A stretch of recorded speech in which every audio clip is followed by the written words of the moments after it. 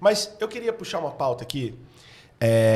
Eu já falei isso em outros programas, mas está chegando muita gente nova nesse canal nesses últimos dias. E eu acho que vale a pena eu puxar essa pauta.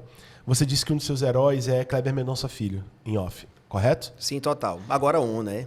Né? Kleber, me nota. Vai notar, a gente vai fazer esse encontro. Kleber Mendonça Filho, eu estava com ele. E para muitos, né, o eixo Rio-São Paulo, não todas as pessoas, mas de uma forma muito arrogante, entende que São Paulo e Rio de Janeiro é o Brasil. Uhum. Certo? E o resto do Brasil é regional. O Kleber falou uma frase aqui que é muito interessante, né? Quer algo mais regional que as novelas da Globo e Rio de Janeiro? Que porra de táxi amarelo? Não tem nada a ver táxi amarelo comigo.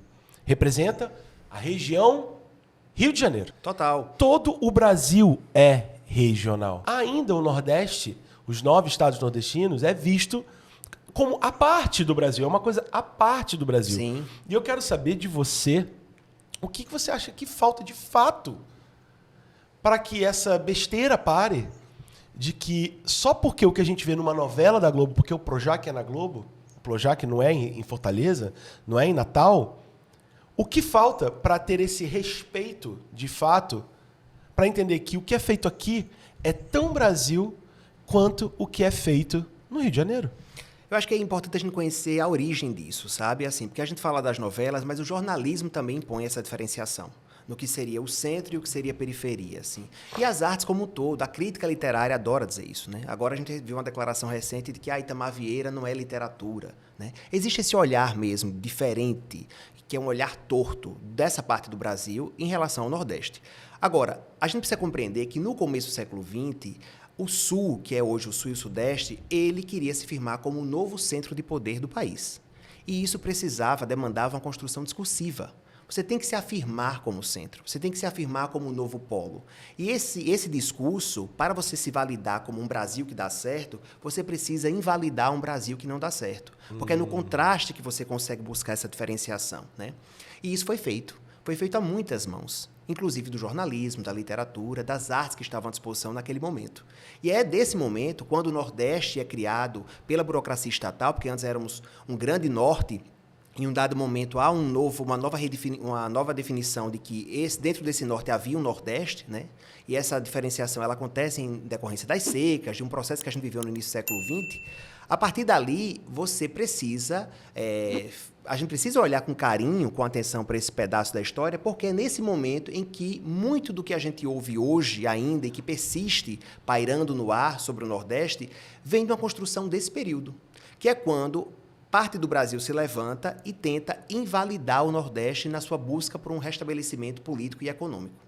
E aí, quando essa parte do Brasil se levanta para apontar que esse Nordeste não poderia ser revalidado, nasce uma construção narrativa, um discurso mesmo, de que aqui era o Brasil da improsperidade, o Brasil que não poderia, que era o inimigo do progresso. Inclusive, nós, nordestinos, figurávamos como os protagonistas desse obstáculo para o avanço nacional. Isso é uma construção discursiva e que persiste até hoje. E aí, quando você se define como esse Brasil que dá certo, você também se define como centro.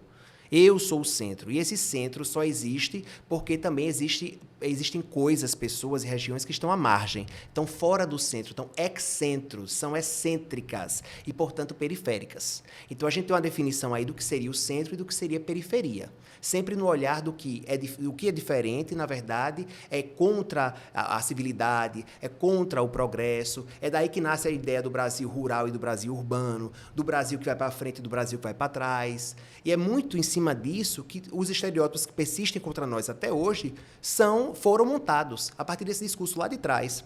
Então, ainda hoje, esse olhar do que o artista nacional é o artista do Rio de São Paulo. Se você é baiano ou do Piauí, você é um artista regional. Essa categorização vem desse período e, não por acaso, é justamente aí quando a gente constrói na literatura o tal do regionalismo, né? E aí Graciliano Ramos, Raquel de Queiroz, João Américo de Almeida vão ser classificados como autores regionalistas.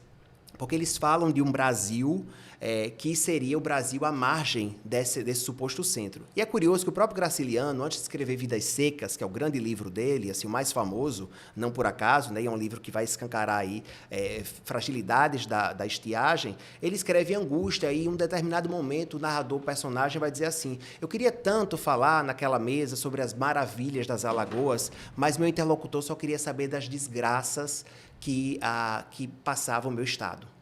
Ele vai jogar essa ideia assim.